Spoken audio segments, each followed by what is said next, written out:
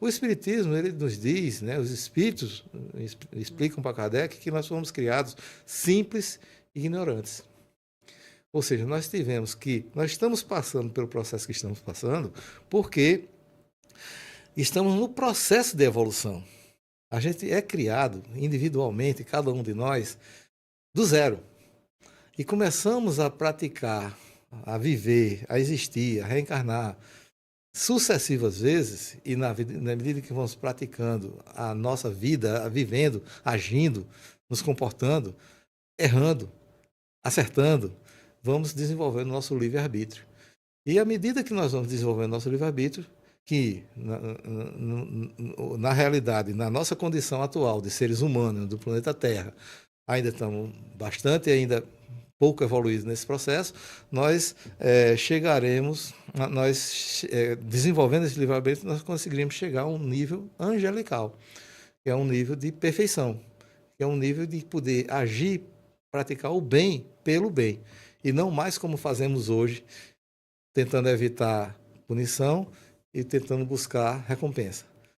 Tá? É essa base do Espiritismo que até poucos espíritas conseguem entender ainda, conseguem se aprofundar nessa questão, porque é muito filosófico, né?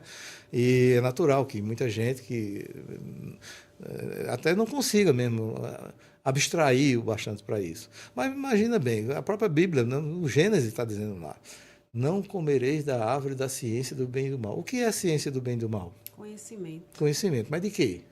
Conhecimento do que é certo e do que é errado. Sim. Né? E o que é que nós estamos fazendo hoje, até hoje? Não é descobrindo o que é certo e o que é errado? Estamos ainda mastigando esse fruto. Conhecimento, Exatamente. A expulsão simbólica que existe na Bíblia, na verdade, ela é apenas o momento em que nós passamos a ter uma consciência capaz de discernir, capaz de... O que foi que aconteceu depois que eles comeram do fruto da ciência do bem e do mal? Foram expulsos. Descobriram que estavam nus. Eles Se se observaram envergonharam. e conseguiram ver Por que quê? eles estavam nus. Vê só, olha a diferença. O leão, lá na savana da África, quando ele mata uma gazela e se alimenta da gazela, depois que ele está lá na sombra, deitado, ele fica com crise de consciência? Não. Ele fica, meu Deus, eu matei a gazela. Era isso que a gente estava falando esses dias. O leão, ele vai matar ali né, a gazela, ele vai acabar matando aquela vida ali, mas é para sobrevivência. Ele não vai ficar pensando depois o que... Não, ele matou por sobrevivência. E a gente, né, nesse conceito de carne, né, de indústria... Ele não tem conhecimento do bem e do mal. Exatamente. Os animais, eles estão num nível, inclusive, tem três... A gente aprende na escola que estão 3 reinos na natureza, né? Mineral, vegetal e animal. Né? Os animais... a nossa diferença dos animais é justamente essa. Nós temos a capacidade de pensar o que é certo e o que é errado. Nós temos esse atributo moral e ético, né, que não tem nos animais. Animal nenhum tem isso. Está entendendo? Então, o que é que acontece? Nós, na realidade, não temos só 3 reinos. Temos 5. Nós temos o mineral, o vegetal, o animal, o hominal e o angelical. O hominal é o que nós estamos hoje, nesse processo. E aí eu faço um paralelo, tá? Você sabe dirigir? Sei. Sabe também? Sei. Ótimo. Quando você estava aprendendo, sofreu? Tinha medo? Era difícil? Era complicado? Sim. Para todo mundo é. Né? Mal comparando, a vida é tipo uma autoescola. Você está aprendendo a viver, está aprendendo a ser um espírito em evolução. Né? E esse aprendizado é doloroso.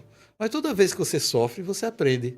E quando você aprende, você elimina uma dificuldade, você sobe um degrau, você alcança um patamar mais elevado. Tanto é assim que muita coisa do que antes, no passado, recente ou remoto da sua vida, você chorou, sofreu, se esperneou, hoje você acha graça.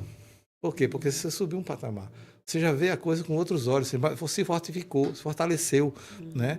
E isso aí faz parte do processo evolutivo. Estaria Deus como criador nessa perspectiva, criando outros deuses, semideuses?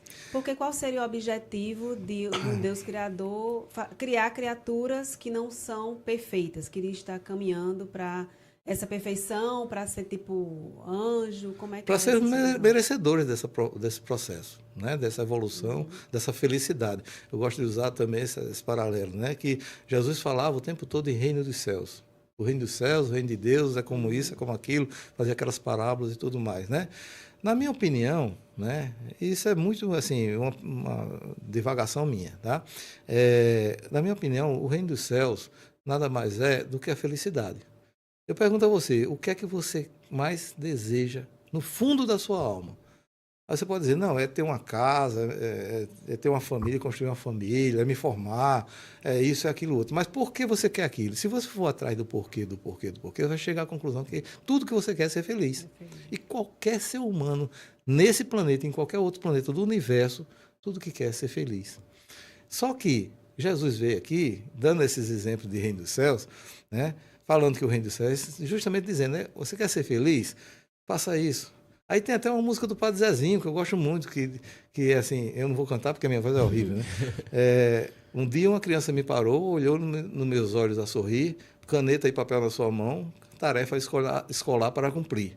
E perguntou no meio de um sorriso o que é preciso para ser feliz. O que é preciso para ser feliz?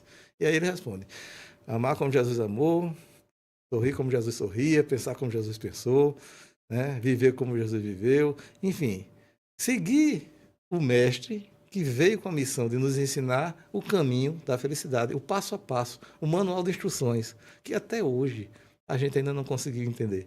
Até hoje a gente ainda está sofrendo porque não conseguiu colocar em prática aqueles ensinamentos que Jesus nos coloca, que é a felicidade, que é o caminho para chegar a ser feliz. E a gente fica preso à materialidade, fica preso a questões menores, né? Graças, é claro, a muita coisa animal que ainda temos, porque a gente não passa do animal para o hominal ainda somos seres, em pulos, assim, não é um salto quântico, não é. É uma coisa paulatina, uma coisa degradê, que vai evoluindo aos poucos, e cada um de uma maneira particular.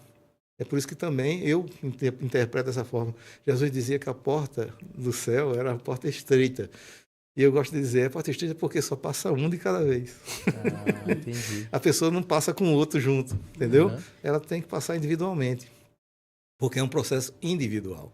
Agora, de indivíduo em indivíduo, vai juntando, vai juntando, vai juntando. No dia que esse planeta tiver mais indivíduos com esse grau evolutivo mais elevado, nós passaremos a ser um planeta mais feliz, menos conflituoso, menos sofredor do que somos hoje.